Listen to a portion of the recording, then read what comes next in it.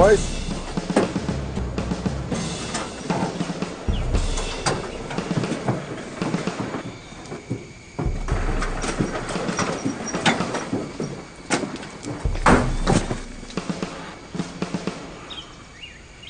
Umanda!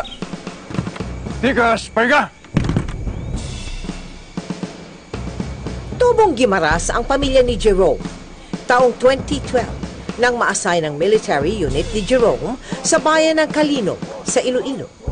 Private first class ang ranggo ng binatang noong pamay, magiging sundalo na ang pinangarap sa buhay.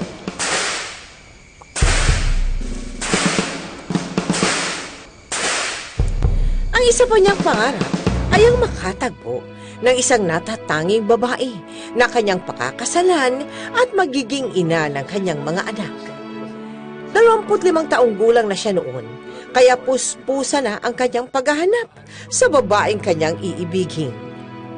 Wala siyang kakilala sa naturang lugar, kaya tuwing linggo, kahit siya ay isang Katoliko, sumasama si Jerome sa isang Bible study group na pinangungunahan ni Pastor Joel.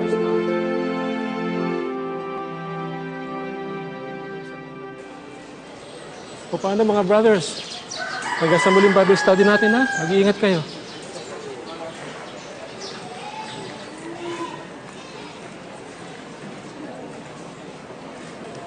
Jerome, mag-isa ka rito ha.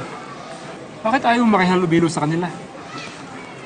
Pastor, pwede mo ba hingin yung number niya? O bawal po yun? Aba, Jerome ha?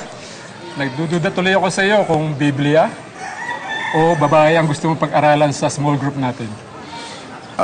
Pwede mo bang pareho, Pastor? Gusto ko na rin talaga kasing lumagay sa tahimik. Sabi ko sa sarili ko, kapag 25 anyos na ako, nag-aasawa na ako. Ano naman, Pastor, kung buhay sundalo, ang hirap eh. Di mo alam, bukas makalawa, i-assign ka na lang sa malayo. Malas mo. May boyfriend na si Cecil. Pero, may kilala kong babae na maganda. Mabait na. Single pa. Ito siya, oh.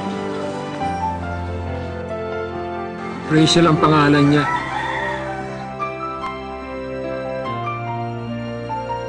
Sa litrato pa lang, ay tila nakaramdam na ng koneksyon si Jerome kay Rachel.